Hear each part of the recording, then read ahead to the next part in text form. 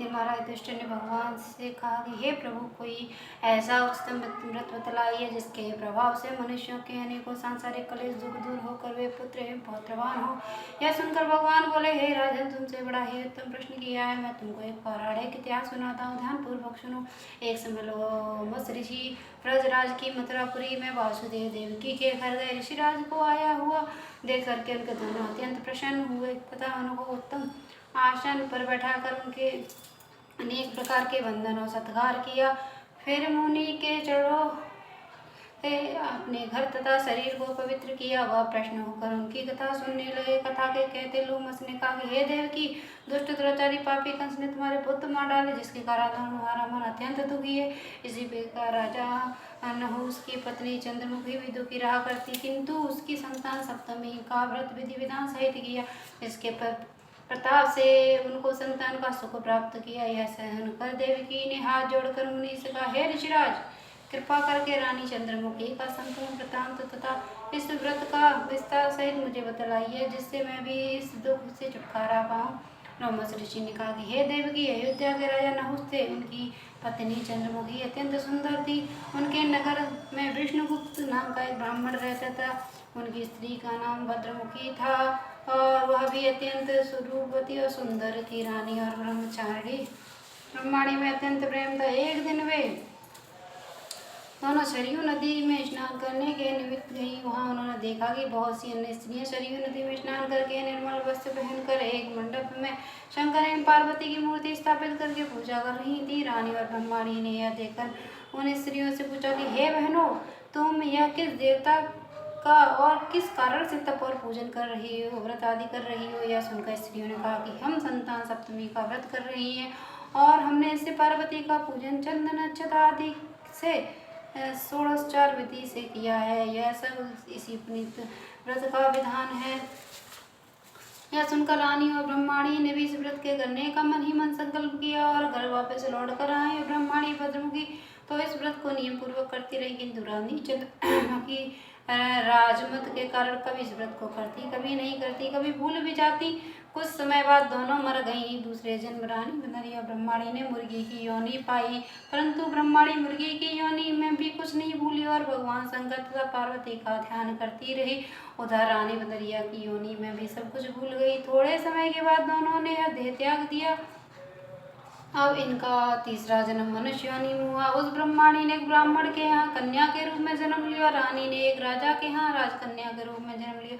उस ब्राह्मण कन्या का नाम भूषण देवी रखा गया तथा विवाह गोकुल निवासी अग्निशील ब्राह्मण से कर लिया। भूषण देवी इतनी सुंदर थी कि वह आभूषित रहित होते हुए भी अत्यंत सुंदर लगती थी। कामदेव की पत्नी रति भी उनके सम्मुख ल जाती थी। भूषण देवी के अत्यंत सुंदर सर्वगुण संपन्न चंद्रमा के सामने धर्मवीर कर्मनिष्ठ सुशील स्वभाव वाले 8 पुत्र उत्पन्न हुए। यह सब शिवजी के व्रत का पुनीत फल था। दूसरी ओर से रानी के घर में कोई भी पुत्र नहीं हुआ कि निसंतान दुखी रहने लगी। रानी और ब्रह्माणी में भी जो प्रीति पहले जन्म में थी वह अब भी बनी रही। रानी है ये जब वृद्ध अवस्था को प्राप्त होने लगी तो उसके गूंगा बहरा तथा बुद्धिहीन अल्पायु वाला पुत्र हुआ और 9 वर्ष की आयु में इस क्षणभंगुर संसार को छोड़कर चला गया। अब तो रानी पुत्र शोक में अत्यंत दुखी और व्याकुल रहने लगी। देवयोग से भूषण देवी ब्रह्माणी रानी के अपने सब पुत्रों को लेकर रानी का हाल सुनकर उसे बहुत दुख हुआ, किंतु इसमें किसी का क्या वश। कर्म और प्रारब्ध को स्वयं ब्रह्मा भी भेंट नहीं करते।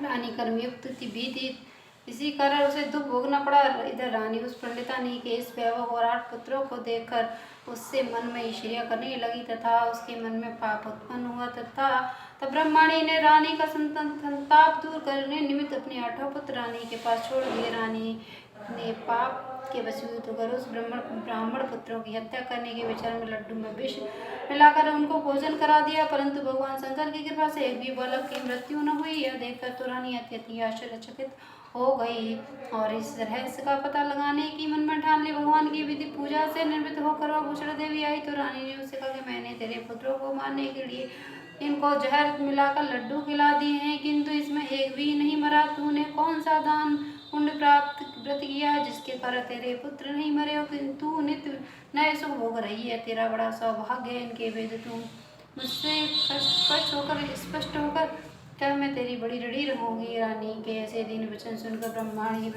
भूषण ब्रह्माणी कहने लगी, सुनो, तुमने 3 जन्मों का हाल कहती हूँ, ध्यानपूर्वक सुनना। पहले जन्म में तुम राजा नहीं, उसकी पत्नी थी। तुम्हारा नाम चंद्रमुखी था, मेरा भद्रमुखी था और ब्रह्माणी थी। हम तुम अयोध्या में रहते थे, मेरी तुम्हारी बड़ी प्रीति थी।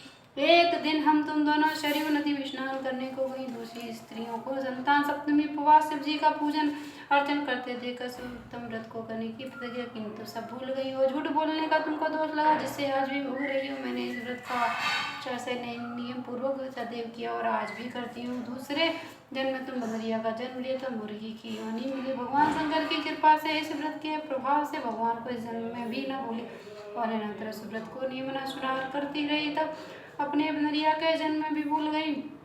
मैं तो समझती हूँ कि तुम्हारे ऊपर यह तो भारी संकट है, उसका एकमात्र ही कारण है और दूसरा कोई इसका कारण नहीं हो सकता। इसीलिए मैं तो कहती हूँ कि आप अपनी संतान सप्तमी के व्रत का उपवास को करिए, हमारा कष्ट दूर हो जाए। लोमस ऋषि ने कहा, हे देवी की भूषण ब्रह्माणी के मुख से अपने पूर्व जन्म की कथा व्रत संकल्प इत्यादि सुनकर रानी को पुरानी बातें याद आ गई। पश्चाताप करने लगी तथा भूषण ब्रह्माणी के चरणों में पकड़कर क्षमा याचना करने लगी। भगवान शंकर पार्वती की अपार में गीत गाने लगी। उस दिन से रानी ने नियमानुसार संतान सप्तमी का व्रत किया, जिसके प्रभाव से रानी को संतान सुख मिला तथा संपूर्ण सुख भोग कर रानी शिवलोक हो गई। भगवान शंकर के व्रत का ऐसा प्रभाव है कि बस भ्रष्ट मनुष्य भी अपने पथ पर अग्रसर हो जाता है और अत्यंत ऐश्वर्य होकर मोक्ष जाता है। लोमस ऋषि फिर कहा कि देवी की, इसीलिए मैं तुमसे भी कहता हूँ, तुम इस व्रत को करने का संकल्प कर अपने मन करो, तुम भी संतान सुख मिलेगा। इतनी कथा सुनकर देवी की हाथ जोड़कर लोमस ऋषि से पूछने, हे ऋषिराज, मैं अपने विश्वास को वश करूँ, किंतु इससे कल्याणकारी संतान सुख देने वाला उपवास का विधान नियम विधि तब विस्तार से सुनकर ऋषि बोले, हे देवी की, यह उपवास भादों के शुक्ल की पक्ष की दशमी के दिन किया जाता है, सप्तमी के दिन किया जाता है। उस दिन ब्रह्म मुहूर्त में उठकर किसी नदी तो कुआ के पवित्र जल से स्नान करके निर्मल वस्त्र पहनने चाहिए। श्री शंकर भगवान का जगदम्बा पार्वती जी की मूर्ति की स्थापना करे। सम्मुख सोने चांदी के तारों तथा रेशम का